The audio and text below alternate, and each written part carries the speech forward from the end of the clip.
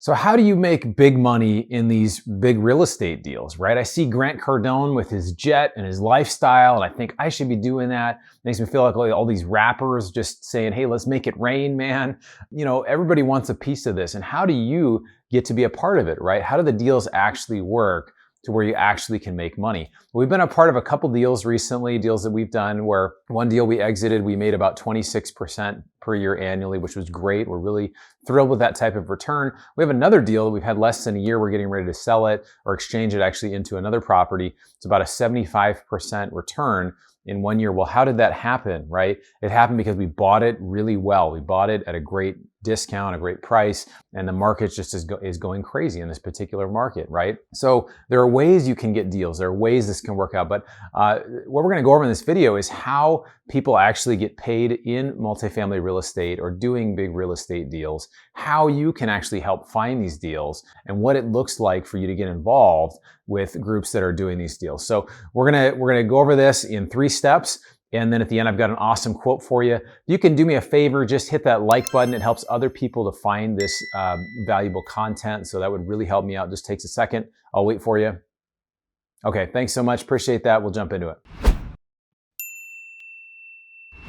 All right, so this is step number 1. How investors make big money in real estate. I'm going to break this down for you really simply so you can see on the board here. We have a debt-based economy. That means we're so indebted. We're indebted with credit card. We're indebted with all sorts of things.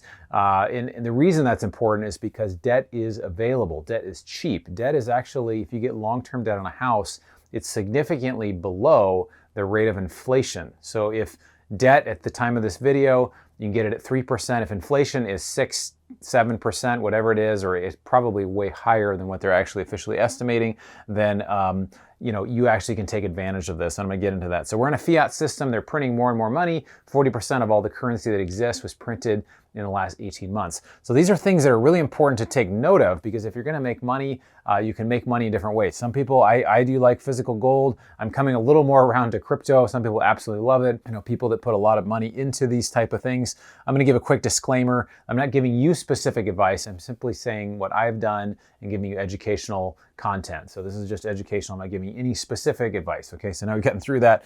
But basically, when I use leverage, or an investor uses leverage, which is going back to this kind of debt-based system with the fiat. Now, we know dollars are going to be worth less in 5, 10, 20, 30 years, right? We know that. It's historically happened. It's going to continue to happen. The Fed has said they're trying to create inflation, even if it's just 2%. They're going to be, I think, way over that for the long term. But we know that that's what's going to happen. So if you can take out leverage, you can use other people's money, meaning debt, to be able to do it, then you can get paid really well. Let me give an example of this. So investors, that invest in multifamily deals or large real estate deals typically get paid 2 ways. So one is through cash flow from the rents, the other is in appreciation. So let's just say, if, for example, you buy a house and this house costs $100,000, and maybe a couple of years later, it's worth $120,000. So how much is your increase? How much is your gain on that? A lot of people would say, oh, 20%. See, the house went up 20%. So your equity is increased 20%. But no, it's actually 100%, right? Because on this deal, you typically only put 20K down. So you put 20K down, and now you have an additional 20K over here. So now basically you have 40K. You've doubled your investor equity, which is incredible. So when you use leverage, this is really how people get paid really well. Now, if you look up over here, this is a real life example in a large multifamily deal. I'm going to get into this in the next point, just how this works. But 288 units in Jacksonville, Florida. This was purchased 10 months ago for $28 million. Now we've had it revalued at $37 million. It's only been 10 months. Amazing, right? So we only put $7 million down. So after we, some of the fees and stuff that go into it for selling, as well as just some of the, other associated costs, we have a $5.5 million gain, and we only put $7 million into it. So that's a 78% return in 10 months. Now this is atypical. This is one of the best deals I've been a part of, but how did this happen? Well, it's because we use leverage, because we bought it right, because the market appreciated so much. We buy in areas that are favorable, growing and things like that. So we're seeing that. So what are we going to do with this now? We're actually going to sell this property, do a tax-exempt exchange, and buy a bigger property and have our investors be able to get higher returns. Now we're doing that in a tax-exempt way to be able to increase. So you can see, some of these numbers are pretty crazy. This is not always typical exactly how it works, but it gives you the idea of when you use leverage, in this debt-based system, it's a way you can make a lot of money. All right, so hopefully I've got your attention now about how you actually can make money on these real estate deals. But I want to talk to you about really the bread and butter of real estate. I call it the bread and butter because it's awesome. With this asset class, there's tax benefits, there's great returns, there's an inflation hedge, and it's pretty understandable for a lot of people. It's called multifamily syndication. So what does that mean? Multifamily, you have apartment, and syndication is the structure that it goes into. And so basically there's kind of the process of how this works is that as an operating group, we'll find a real estate deal.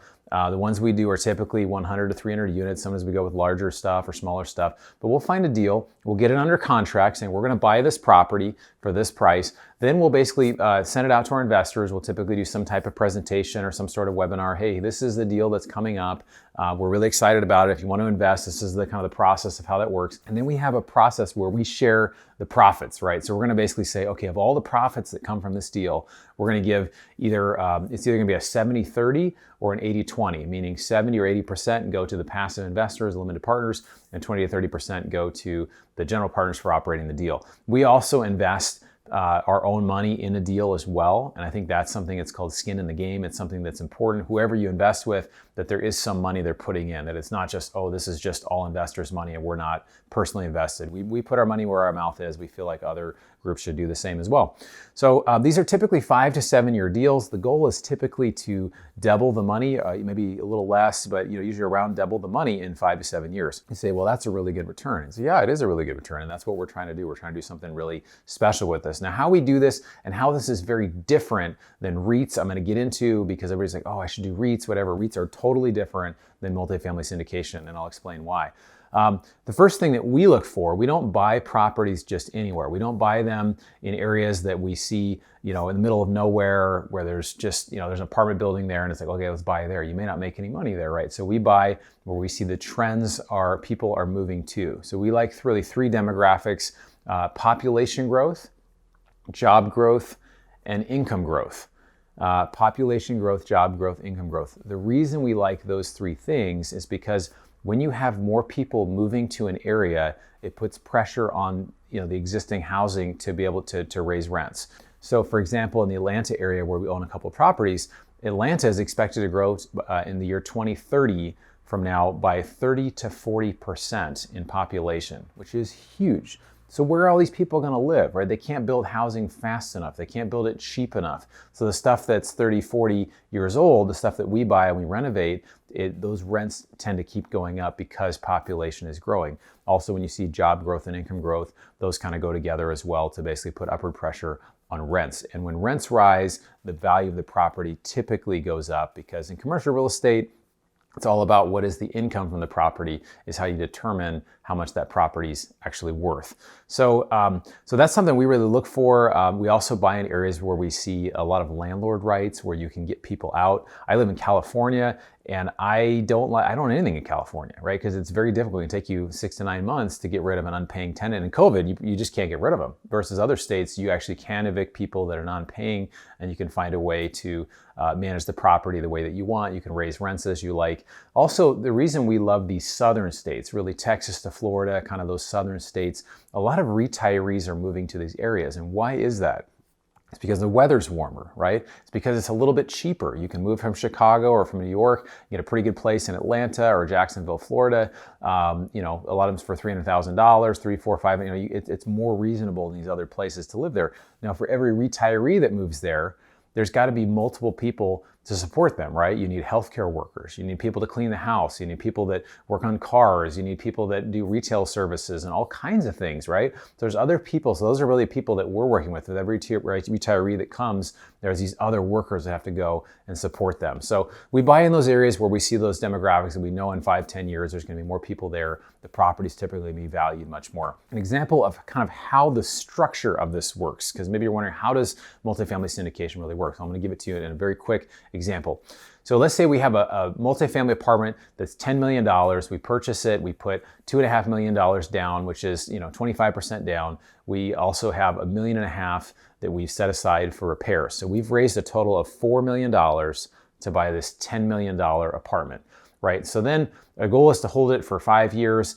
We get some cash flow from it over the next 5 years. We get $2 million or a little more than $2 million in profit or in cash flow. So that's return to investors. And then we sell it in 5 years for $12 million. Then you can say, well, we bought it for 10 million and we sold it for 12 million. That's only a 20% profit. And I say, no, actually, this is a deal that's a 100% profit. I'm going to explain this to you, okay? So we put 4 million down. So 4 million is down. When we sell it, we've got an extra 2 million. So again, we're going on equity, not on the sale price, right? We only put 4 million down. We have some leverage in there and we have 2 million. So that's a 50% profit in 5 years. The other 50% comes from the 2 million that we got from cash flow. So we basically have gotten 2 million from the appreciation from the sale and 2 million from the cash flow, which means we've taken the original 4 million, we've added another 4 million, and so that's a 100% return in 5 years. Sounds like a pretty good deal, right? And that's just kind of a base hit. We love to see that. We've seen some that go much better, and obviously there's some that don't go as well for various reasons, but that's how that works. So really that's how you get paid. We're gonna talk a little more in detail kind of how this actually works and how you can get paid really well in a multifamily deal. All right, so I've given you some information about how these deals work, and I want to talk to you really about how you get paid well. So you really get paid well in real estate by fixing a problem.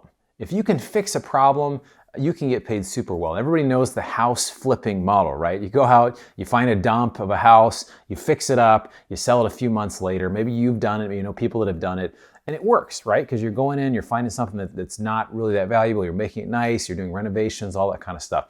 So that's really what I look for in deals that I do. I invest both, my own money in deals that we do. I also invest in other people's deals, and I look for that. I look and say, what problem are we trying to solve? If there's, a deal and there's really no problem there that really needs to be solved, I say, I don't know if this really is a good deal because there's really no story of something we're actually adding value to, right? You can say, oh, we're getting a screaming deal on it, which is good, but what are we also doing to provide an additional margin of safety, which that term margin of safety is a Warren Buffett term, that we give ourselves some margin in case things don't go the way we would hope.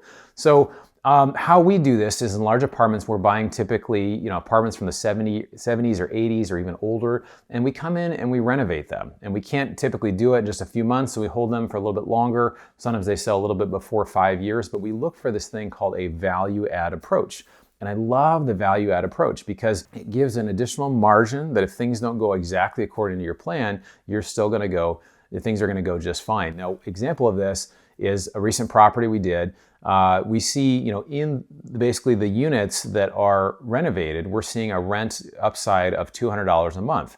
So we know if we spend, $8,000 to $10,000 per unit, so we've got, over 100 units in this property, we spend, $10,000 or less per unit, we can see that rent increase of $200 a month. And this is all based on how much income is coming in, like we mentioned before, right?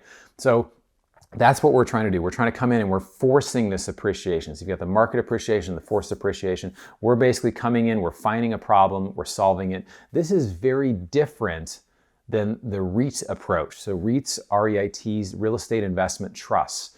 So these are publicly traded. You can get in and out of them. I've invested in them. You may have invested in them now. Some real disadvantages of Reits is that they're typically only brand new properties built within the last 5 to 10 years. The challenge with that is there's really no value to add, right? There's no real margin there. So if the market goes down, those go down. If you have a property though you've added some value to, you have some additional safety there that it typically, because you've increased the value, it should typically hold a bit higher. And the returns are higher for that reason too. The other risk with, if there's a recession and you have a bunch of REITs, the first place that we see get hit hard are the brand new apartments that aren't getting these super premium rents anymore, right? Because people say, I can't afford this. I want to move down to an older apartment or something that's not quite as nice. So basically, I've used this value add approach with apartment investing in particular and other investing to 10x my net worth in a period of 4 years, which is really amazing. I know you can do the same as well, but it's interesting, when I talked about Grant Cardone and the Jets and all this stuff, real estate investing is not sexy. It's not really that exciting. There's this quote that I love, and it says, investing should be more like watching paint dry or grass grow. If you want excitement, take $800 and go to Las Vegas. And that's Paul Samuelson. Investing should be like watching paint dry or watching grass grow. Those are not very exciting. There's not a lot of drama there. There's not a lot of, right? It's just slow and steady. And people that I know a lot of really wealthy people, and they've done this just over the years through compounding interest, finding different, places to add value and to do it. So if you're wondering how this actually works, how to find great deals, we did this recent event, and that was what it was. How do you find a great multifamily deal? And you can check it out up here. We had 3 experts getting on talking about what a great multifamily deal looks like. How do you vet a deal? How do you vet a sponsor? Check that out. Also, I have this great free report that I wrote. It's called The Single Best Investing Strategy During and After a Pandemic. It's in the bio below. It's 24 color pages. You can download it for free. It basically gives all of the benefits of investing in multifamily, the inflation hedge, the tax benefits, the returns, all this stuff. Check it out. Consider subscribing if you made it this far. We are always trying to add new content that really adds value to your financial education, as well as getting you to a place of financial freedom. Also, in the comments before you go, would you just write in there what you are doing, what some of your financial goals are, and maybe even some ways that you've been able to make a lot of money in certain types of investing. But thanks for taking the time. We'll look forward to seeing you on the next video.